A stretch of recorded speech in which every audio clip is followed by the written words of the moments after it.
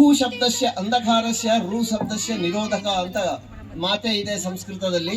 ಅಂದ್ರೆ ಭೂ ಅಂದ್ರೆ ಅಂಧಕಾರ, ಅದನ್ನ ಓಡಿಸ್ಲಿಕ್ಕೆ ಬೇಕಾದ್ದು ರು. ಹಾಗಾಗಿ ಎರಡು ಸೇರಿದ್ರೆ ಗುರು ಆಗ್ತಾನೆ. ಹಾಗಾಗಿ ಗುರು ಶ್ರೇಷ್ಠವಾದ್ದು. ನೀವು ಸೋಲಾರ್ ಸಿಸ್ಟಮ್ ಅಲ್ಲಿ ಕೂಡ ನೋಡಿರ್ಬೋದು, ಸೂರ್ಯನನ್ನು ಬಿಟ್ರೆ ಅತ್ಯಂತ ಘನವಾದ್ದು, ಅತ್ಯಂತ ಭಾರವಾದ್ದು, ಅತ್ಯಂತ ದೊಡ್ಡದಾದ್ದು ಗಾತ್ರದಲ್ಲಿ ಅದು ಗುರು ಗ್ರಹ. ಅದೇ ಏನ್ ಹೇಳ್ತೇವೆ, ಜುಪಿಟರ್ ಅಂತ ಕರಿತೇವೆ. ಹಾಗಾಗಿ ಗುರುವಿಗೆ ಟೋಟಲ್ ಜೀವನದಲ್ಲಿ, ಟೋಟಲ್ ಸಮಾಜದಲ್ಲಿ ಅತ್ಯಂತ ಶ್ರೇಷ್ಠವಾದ ಸ್ಥಾನ ಇದೆ. ನೀವು ನೋಡಿರ್ಬೋದು, ಪ್ರಕೃತಿಯಲ್ಲಿ ಒಂದು ಕಲ್ಲು ಬಿದ್ದುಕೊಂಡಿದ್ರೆ ಅದನ್ನ ಪ್ರಕೃತಿ ಅಂತೇವೆ. ಅದೇ ಕಲ್ಲನ್ನ ಕೆತ್ತಿದ್ರೆ ಅದು ಆಕೃತಿ ಆಗ್ತದೆ. ಆ ಕಲ್ಲಿಗೆ ಪೂಜಿಸಿದ್ರೆ ಅದು ಸಂಸ್ಕೃತಿ ಆಗ್ತದೆ. ಸೊ ಈ ಕೆತ್ತಿ ಆಕೃತಿ ಮಾಡುವುದು ಮತ್ತು ಅದನ್ನ ಪೂಜಿಸುವ ಸಂಸ್ಕೃತಿಯನ್ನ ಪೋಷಣೆ ಮಾಡೋದು ಬಹುಶಃ ಅದಕ್ಕೆ ಒಬ್ಬ ಗುರು ಬೇಕೇ ಬೇಕಾಗ್ತಾನೆ. ಅಂತ ಗುರುವಿನಿಂದ ಮಾತ್ರ ಅದು ಸಾಧ್ಯ ಅಂತ ಹೇಳೋದೇ ನಮ್ಮ ವಾದ. ನಾವು ನೋಡ್ತೇವೆ, ಪುರಾಣದಿಂದ ಹಿಡಿದು ಇವತ್ತಿನ ತನಕನೂ ನಾವು ನೋಡಿದ್ರು, ರಾಮಾಯಣದಲ್ಲೇ ಅನಾದಿ ಕಾಲದಲ್ಲೇ ನೋಡ್ತೇವೆ ನಾವು.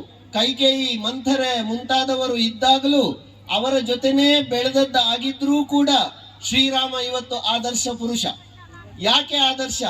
ಯಾಕೆ ಅಂದ್ರೆ ಅವನಿಗೆ ವಶಿಷ್ಠ, ವಿಶ್ವಾಮಿತ್ರನಂತ ಶ್ರೇಷ್ಠ ಗುರುಗಳು ಸಿಕ್ಕಿದ್ರು. ಹಾಗಾಗಿಯೇ ಅವರು ಆದರ್ಶವಾಗಿದ್ದಾರೆ. ಇಂದ್ರ, ಸೂರ್ಯ, ಅಗ್ನಿ, ವಾಯು, ಭೂಮಿ ಮುಂತಾದ ಎಲ್ಲಾ ದೇವತೆಗಳ ಅಂಶಗಳಿಂದಲೇ ಹುಟ್ಟಿಕೊಂಡವರು ಆಗಿದ್ರು ಮತ್ತು ಬೇರೆ ಬೇರೆ ಸಂದರ್ಭಗಳಲ್ಲಿ ಅವರು ಬದುಕಿ ಬೆಳಗಿದ್ರೂ ಕೂಡ ಅವರು ಸರಿಯಾದ ಮಾರ್ಗದರ್ಶನದಲ್ಲಿ ಇಡೀ ಪ್ರಪಂಚಕ್ಕೆ ಶ್ರೇಷ್ಠವಾದದ್ದು ಆದದ್ದು ಬಹುಶಃ ದ್ರೋಣಾಚಾರ್ಯ ಮತ್ತು ಭೀಷ್ಮರಂತ ಗುರುಗಳು ಅವರಿಗೆ ಸಿಕ್ಕಿದ್ರಿಂದ. ಹಾಗಾಗಿ ಗುರುಗಳೇ ಸಂಸ್ಕೃತಿ ಮತ್ತು ಶಿಕ್ಷಣಕ್ಕೆ ಮೂಲ ಕಾರಣ ಅನ್ನುವುದೇ ನಮ್ಮ ವಾದ. ಈಗ ನಾವು ನೋಡ್ತಾ ಇದ್ರೆ ಇವತ್ತಿನ ಕುಟುಂಬ ವ್ಯವಸ್ಥೆ, ಆ ಗುರುಗಳು ಇದ್ದದ್ದು ಮುಂದೆ ಶಿಕ್ಷಕರಾದ್ರು, ಶಿಕ್ಷಕರಿದ್ದವರು ಹೋಗಿ ಈಗ ಶಿಕ್ಷಣ ವ್ಯವಸ್ಥೆಯಲ್ಲಿ ಟೀಚರ್ಗಳಾದ್ರು, ಬರೀ ಟೀಚ್ ಮಾಡೋದಾಗಿದೆ. ಟೀಚ್ ಮಾಡೋದು ಹೋಗಿ ಈಗ ನಾವು ಏನ್ ಹೇಳ್ತೇವೆ ಅಂದ್ರೆ ಅವರಿಗೆ ಫೆಸಿಲಿಟೇಟರ್ ಅಂತ ಕರಿತಾ ಇದ್ದೇವೆ. ಯಾಕೆ ಕರಿತಾ ಇದ್ದೇವೆ ಅಂದ್ರೆ ಇವತ್ತು ಜಗತ್ತು ಬದಲಾಗಿದೆ, ವೈಜ್ಞಾನಿಕವಾದ ಯುಗ ಇದೆ, ನಮ್ಮ ಕೈಯಲ್ಲಿ ಸಾಕಷ್ಟು ಇಲೆಕ್ಟ್ರಾನಿಕ್ ಗ್ಯಾಜೆಟ್ಗಳಿದ್ದಾವೆ. ಜ್ಞಾನ ಅನ್ನೋದು ಇವತ್ತು ಯಾರೋ ನಮ್ಗೆ ಹುಡುಕಿ ಕೊಡ್ಬೇಕಾದಿಲ್ಲ. ಜ್ಞಾನ ಅನ್ನೋದು ಎಲ್ಲರ ಬೆರಳ ತುದಿಯಲ್ಲಿದೆ. ಅದು ಗೂಗಲ್ ಬಾಬಾನಲ್ಲಿದೆ, AI ಟೆಕ್ನಾಲಜಿಯಲ್ಲಿದೆ. ಹಾಗಾಗಿ ಇವತ್ತು ಜ್ಞಾನಕ್ಕೆ ಕೊರತೆ ಇಲ್ಲ. ಆದರೆ ಆ ಜ್ಞಾನವನ್ನು ಸರಿಯಾಗಿ ಬಳಸುವಲ್ಲಿ ನೀಡುವಂತಹ ಸಂಸ್ಕೃತಿ ಮತ್ತು ಅವರನ್ನ ಸರಿದಾರಿಗೆ ತರುವಂತಹ ಒಂದು ಶಿಕ್ಷಣ ಅವರಿಗೆ ಬೇಕಾಗಿದೆ. ಅದನ್ನು ಒಬ್ಬ ಸಮರ್ಥ ಗುರು ಮಾತ್ರ ನೀಡಬಲ್ಲ ಅಂತ ನಾವು ಹೇಳ್ತೇವೆ. ಬಹುಶಃ ನಾವು ಪೋಷಕರಾಗಿದ್ರೆ ಇವತ್ತಿನ ಕುಟುಂಬಗಳಲ್ಲೂ ನಮಗೆ ಸಮಸ್ಯೆ ಕಾಣಿಸ್ತಾ ಇದೆ. ನಾನು ಒಂದು ಅರ್ಧ ನಿಮಿಷದಲ್ಲಿ ಮುಗಿಸ್ತೇನೆ. ಇವತ್ತಿನ ಕುಟುಂಬಗಳು ಕೂಡ ನಮ್ಮಲ್ಲಿ, ನಾವು ಮೊದಲು ಅವಿಭಕ್ತ ಕುಟುಂಬಗಳಲ್ಲಿ ಇದ್ದೆವು, ಇವತ್ತು ವಿಭಕ್ತ ಕುಟುಂಬ ಅಂತ ಹೇಳ್ತೇವೆ.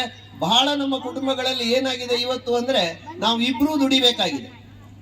ಇಬ್ರು ದುಡಿತಾ ಇರ್ಬೇಕಿದ್ರೆ ಮಕ್ಕಳನ್ನು ನೋಡ್ಕೊಳ್ಳುವವರು ಯಾರು ಅನ್ನುವ ಸಮಸ್ಯೆ ನಮ್ಮೆಲ್ಲರ ಮುಂದೆ ಇದೆ. ಯಾರಿಗೂ ಇವತ್ತು ಪುರುಸೊತ್ತೇ ಇಲ್ಲ. ಎಲ್ಲಿವರೆಗೆ ನಮ್ಗೆ ಪುರುಸೊತ್ತಿಲ್ಲ ಅಂತ ಕೇಳಿದ್ರೆ, ಇದೇ ಇನ್ಫಿನಿಟಿ ಸ್ಕೂಲ್ ನಲ್ಲಿ ನಡೆದ ಸೈನ್ಸ್ ಇರ್ಬೋದು, ಆರ್ಟ್ಸ್ ಇರ್ಬೋದು, ಎಕ್ಸಿಬಿಷನ್ ಗಳಿಗೆ ಬಂದ್ರೆ ನಮ್ಮ ಮಕ್ಕಳ ಪ್ರಾಜೆಕ್ಟ್ ಅನ್ನಷ್ಟೇ ನೋಡಿ ವಾಪಸ್ ಹೋಗ್ತೇವೆ.